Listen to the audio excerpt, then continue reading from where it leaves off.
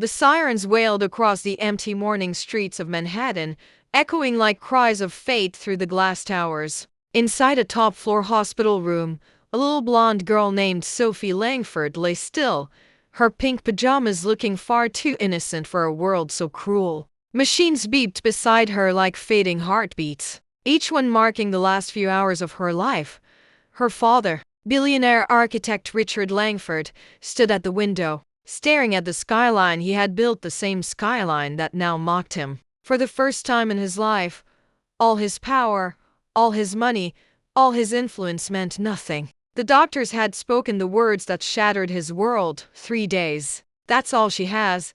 If you believe kindness still has the power to heal hearts, if you believe in miracles born from the most unexpected places, please take a moment to like, comment, share, and subscribe to Kindness Corner. Because what happened next will remind you that sometimes the poorest hands carry the richest hearts. Richard had bought every hope money could buy. Specialists from Germany, treatments from Japan, even experimental therapies from Switzerland. Nothing worked. Sophie's rare immune disorder had reached a point where her body rejected every medicine. On the third day, when dawn spilled through the curtains, Richard felt his world caving in. He couldn't bear to stay inside that sterile room any longer. He left the hospital and wandered aimlessly into the city, suit wrinkled, tie forgotten, mind numb. That's when he saw them. A small barefoot boy standing in the middle of the street, his clothes torn and dusty, holding the hand of a little girl in pink pajamas beside a black wheelchair. The girl's pale hair caught the morning light, and for a split second, Richard froze.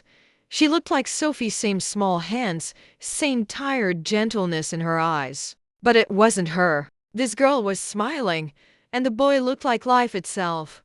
Dirty knees, wild curls, and eyes that shone brighter than the morning sun. He was showing her something, making her laugh as if the world around them didn't exist. Behind them, a woman in a blue dress clutched her head, shocked that these two children stood fearlessly in the middle of a busy city street. Richard rushed forward, grabbing the wheelchair and pulling them to safety as a taxi honked furiously nearby. The children stumbled onto the sidewalk, the boy still holding the girl's hands protectively. Richard's breath came hard, his heart pounding. But when he looked into the boy's eyes, something inside him shifted. There was no fear, no guilt, only calm kindness, as if this boy had seen worse and survived it all. The boy's name was Noah, and he lived on the streets. He didn't beg.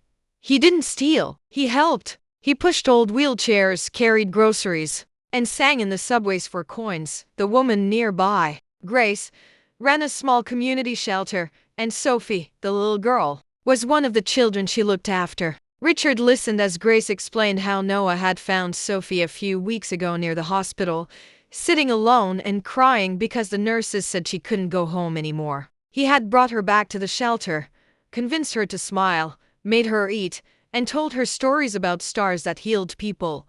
Richard couldn't understand. His daughter was dying upstairs in a hospital bed, surrounded by every comfort possible. And here was this homeless boy keeping another sick child alive with nothing but laughter. He went back to the hospital that night, haunted by Noah's words. Sometimes you just need someone to believe you'll get better.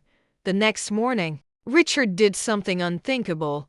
He brought Noah to see his daughter. The doctors protested. The nurses frowned. But Richard insisted. Sophie lay pale and weak, her tiny body too fragile even for her own heartbeat. Noah walked up slowly, holding out a wilted flower he had picked from the sidewalk. "Hi," he whispered. "I met a girl just like you. She smiles even when it hurts. You should try it. It scares the sickness."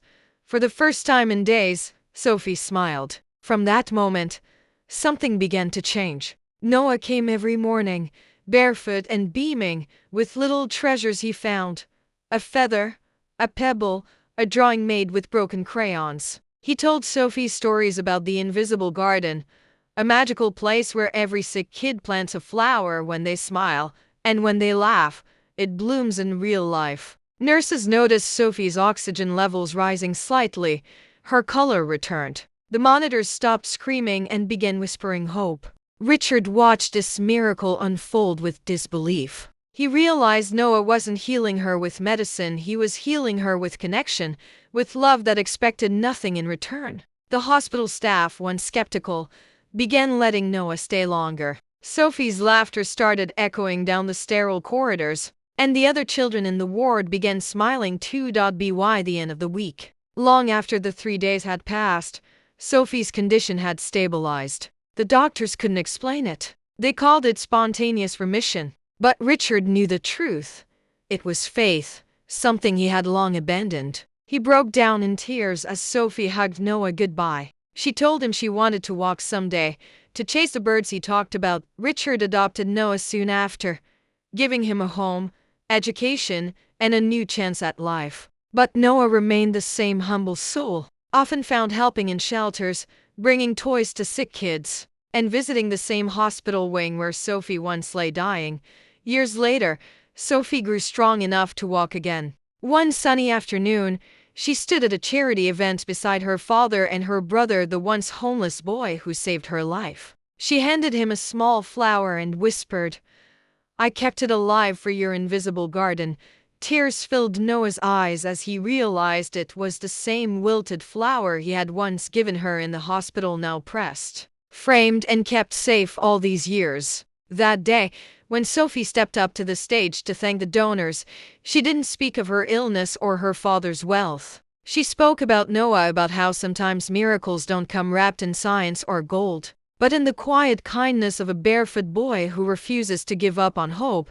If this story touched your heart, please take a moment to like, comment, share, and subscribe to channel, because stories like this remind the world that humanity is still alive in the smallest acts of love. And before we end, tell us in the comments, would you believe in a miracle if it came from someone who had nothing? Because sometimes it's the ones who have lost everything who end up saving us all.